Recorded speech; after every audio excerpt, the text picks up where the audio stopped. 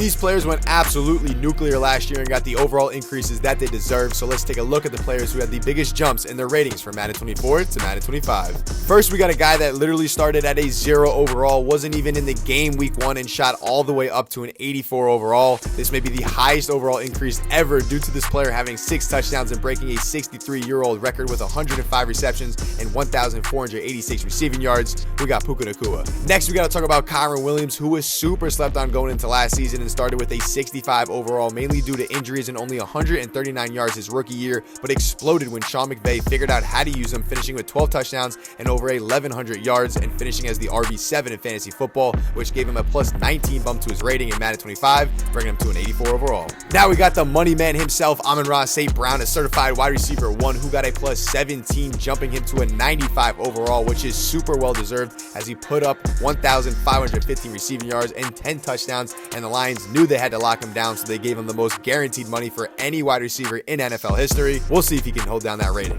Now we got 2 players that increased their overalls by 16 in the stud rookie tight end Sam Laporta, who went from a 70 all the way up to an 86 overall and made some serious noise, grabbing 10 touchdowns last year and almost breaking the legend Mike Ditka's record for rookie tight end touchdowns, and the man who runs like someone just stole all his lunch money in Isaiah Pacheco, who went from a 71 to an 87 overall, which is so well deserved. Every time this guy is on the field, he shows out and produces. I won't even be surprised if he finishes over a 90 overall by the end of the season. All right, next up we got Deron Bland, who's been an absolute ball hawk. Bland's Madden rating shot up plus 13, taking him from a 75 to an 88 overall, but let me tell you, this increase didn't come out of nowhere. Bland led the entire NFL with 9 interceptions in 2023, and he set the NFL record with 5 pick sixes in a single season. This dude wasn't just locking down receivers, he was straight up turning defense into offense, and that's exactly why Madden had to give him his props. Okay, let's talk about the biggest surprise in probably NFL history, Brock Purdy. My guy shot up from a 73 overall in Madden 24. Obviously, being Mr. Irrelevant will put you here to an 85 in Madden 25.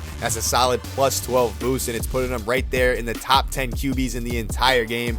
However, a lot of people aren't convinced of Purdy and think he's just a system quarterback benefiting from Kyle Shanahan's offense. And lastly, we got 2 more players that took huge leaps last year, both getting an overall boost of 11, in Jordan Love going from a 70 overall to throwing 32 touchdowns, which was second in the NFL, and embarrassing the Cowboys in the playoffs to an 81 overall, and Nico Collins going from a 72 to an 83 overall due to his breakout year for the Texans and becoming a lethal deep threat down the field and improving his overall game, making a name for himself, and maybe one day down the line can get a huge bag. So those are the players who have made massive jumps from Madden 24 to Madden 25, and it's all because they proved themselves on the field. What do you guys think? Did EA get it right, or are there some snubs that should have seen a bigger increase? Drop your thoughts in the comments below, and make sure you hit that sub button so you don't miss out on any Madden news and updates.